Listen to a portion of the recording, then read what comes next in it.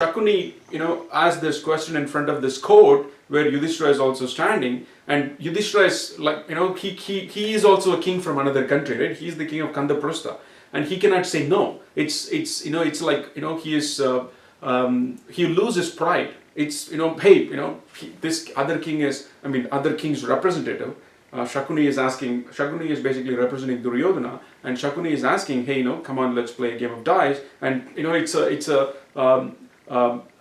bad thing for a king of Kandaprastha with his Yudhishthira to say, oh no, I'll not come. It comes across as he's afraid, he's a coward, right? And no king wants to come across as a coward in front of this court, big court. So that's why Yudhishthira says, oh, of course, let's play, and I'll bet something. And then they start playing the game. And Shakuni has his magic dice, right? So whatever number he asks, it'll come in that dice. So he rolls his dice, and then he'll ask for a 6 and he'll get 6.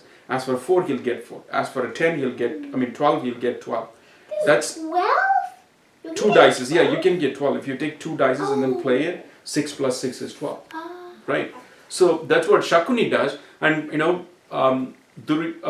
Yudhishthira is tricked into it. And all these brothers are sitting next to him and then watching. We are there like wondering, hey, what is Yudhishthira doing? So Yudhishthira takes his necklace and then bets. And then, they play the game, and Shakuni with his dice, he's tricking and he's winning. Shakuni is winning, and then Yudhishthira loses his necklace, and then, he's keeping on betting. So finally it comes, he doesn't have anything to bet. Hey, how about betting your country? And Yudhishthira is betting his country. So that means if he loses, what will happen? They'll give, Duryodhana will take the country from. But does Duryodhana bet his country? No, Duryodhana doesn't bet his country because Shakuni is representing Duryodhana, and Shakuni is playing this magic game of dice, and this dice is doing exactly what he is asking. So it's just Yudhishthira is continuously losing, and he's losing one by one. No, but does Yudhishthira bet his country? Yeah, Yudhishthira bet. See, the way the game works is you have this game, and then both of them have to bet. Hey, I bet my necklace, you bet your necklace, and then we throw the dice. And Shakuni throws the dice and asks for a number. He asks for 12, and 12 comes. That means he won. So whatever they bet, Duryodhana's necklace, Yudhishthira's necklace, both goes to Duryodhana. Now, okay, Yudhishthira lost the necklace. Okay, let me bet my chariot. Okay, he bets his chariot. Now again, Shakuni rolls the dice. He asked for number 7. He got the number 7, and then again, Duryodhana took away, Yudhishthira's chariot. Right? So like that, he keeps on betting, and he keeps on losing, and finally he doesn't have anything to bet. Okay, let me bet my country, he's saying. So Yudhishthira bet his country, Duryodhana bets his country, and then again Shakuni rolls the dice, he got the number, then the country is gone to Duryodhana. Then Yudhishthira doesn't have anything. Hey, Yudhishthira, you don't have anything, what else you can bet? There, Yudhishthira is thinking, okay, maybe I can bet my brothers. Yudhishthira is betting his brothers. Right? Yeah, Yudhishthira is betting his brothers, 4 brothers, and then, Duryodhana is betting his brothers, and then again Shakuni rolls the dice, and Shakuni wins, and then all these brothers are also gone to Duryodhana. Oh my God, what happened? Yudhishthira is thinking, hey, just for fun, it's not really serious, but Duryodhana is taking it serious. No, Yudhishthira, you're a king, and you gave your word saying that, hey, this is a serious game, and you have to keep your word. You cannot take away, your brothers are mine now. They cannot come away with you. They're going to be my prisoners. I'm going to put them in the prison, and they're going to die in the prison. That's what whatever I do, whatever I ask them to do, they have to do. That's what Duryodhana is saying. And now Yudhishthira doesn't have anybody, and then he sees Draupadi. Okay, let me bet Draupadi. He's betting Draupadi. So Yudhishthira is betting Draupadi, and then Shakuni wins. Yeah, Shakuni wins, and Draupadi is also gone. And Draupadi is not coming. And Duryodhana is mad. Why wouldn't you come? You are my property now. You have to come and be a servant maid for the rest of your life in my palace. That's what Duryodhana is saying. And all these 5 brothers are mad. Duryodhana, you cannot talk to her like that. She is our wife. And Duryodhana is insulting all these 5 brothers and Draupadi in front of this whole court, And you know what? Duryodhana's brother, right? There is a guy called Duchadana. That is Duryodhana's younger brother. And he is coming and pulling Draupadi, and Draupadi is not coming, and Draupadi is crying.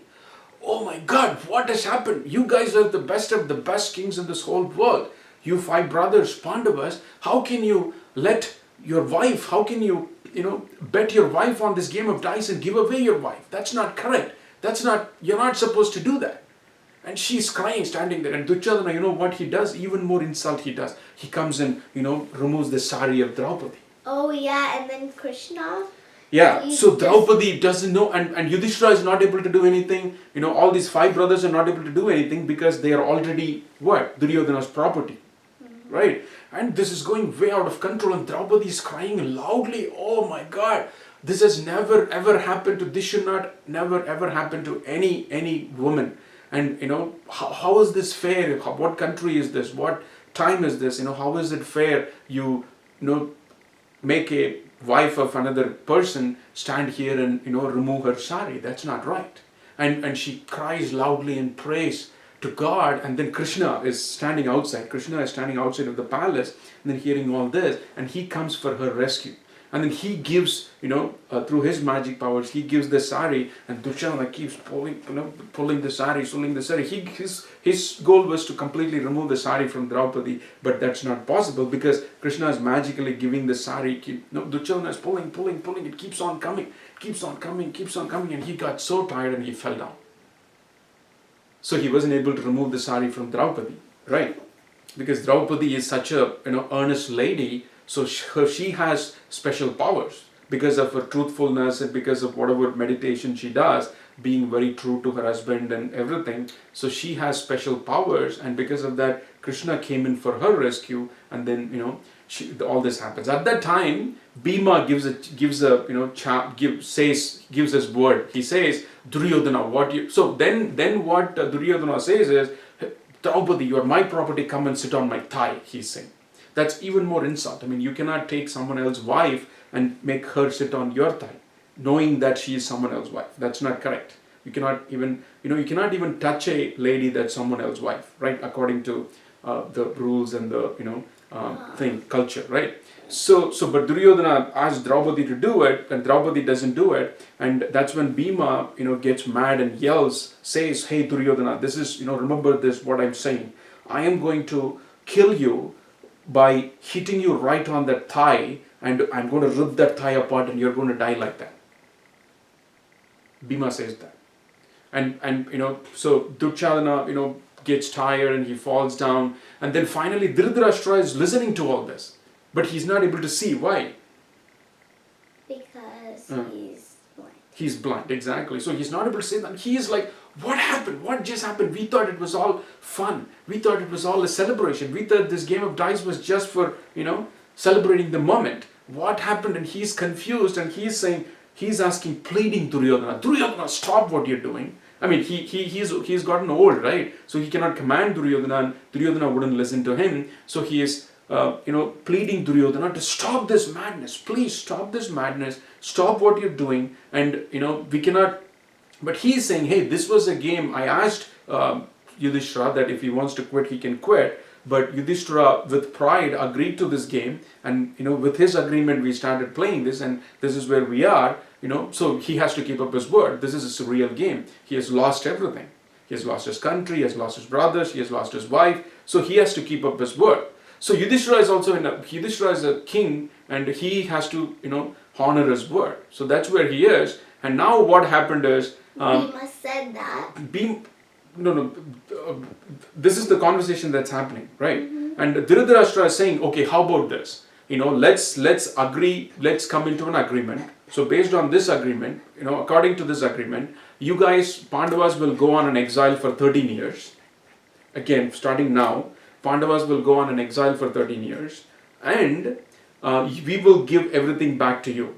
Right, you cannot come to your country, but whatever you brought here, the chariot, the weapons, everything will give it to you, and you go away, live in exile for 13 years, and the 13th year, right, 12 years you live in the forest, however you survive, and then on the 13th year, you should disguise yourself and live.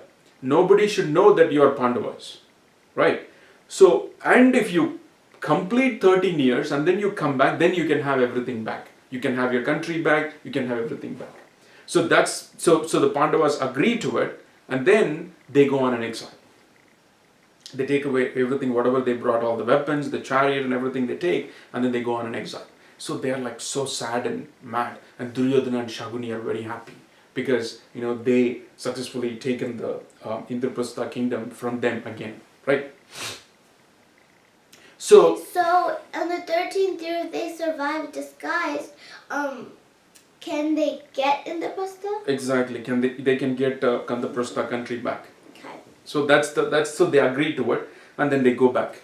So they are so mad. They are so mad. What just happened? Oh my God! We trusted these people, and we came here for the celebration. See what these guys did to us, and everybody is mad, and everybody is like, okay, we are gonna do something very, very bad to these people. Everybody is mad.